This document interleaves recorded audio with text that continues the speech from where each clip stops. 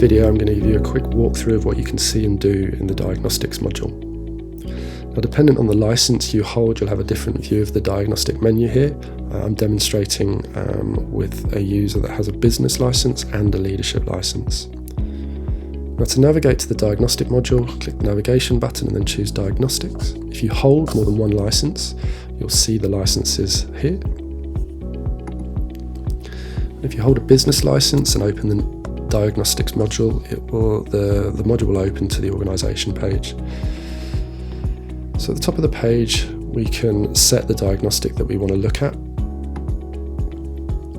and we can get an indicator of the participation level. So this displays who has taken the diagnostic and who hasn't. If you need to remove anyone, you can click in complete remove and that will take them out of the diagnostic.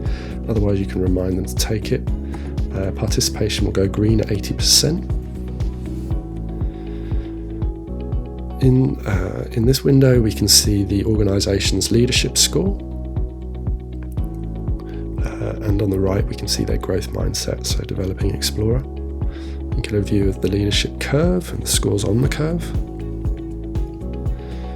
See graphs that chart the skills and systems, so in this we're looking for a gap that's no bigger than 10%. And functions for focus, so in this case we're seeing that EX, CX service and CX sales are probably where we want to focus our attention for this quarter.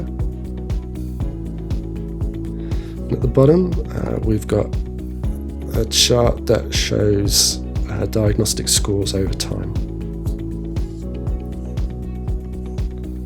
So I'm going to navigate to one of the functions now. So a very similar layout. What you'll notice is different is the activities that are charted along the curve. So at the top of the curve we've got activities that relate to skills, so human skills, and on the bottom is systems, so system process technology. We can isolate scores, so we can see here we've got a slight overlap between systems and the EX score.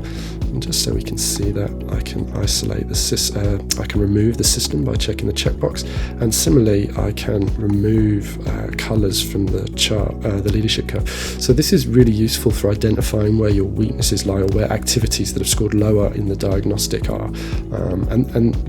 One of the big idea here is that activities at the bottom of the curve are the sort of activities that you would sort of generally complete first and moving up.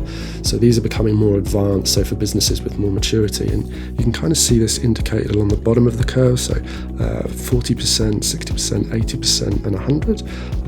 So where you've got a skill or a system of skills at the bottom of the curve that needs attention, that's probably what you want to focus on first and build upon that as you move through. At the bottom of the page we've got the data table.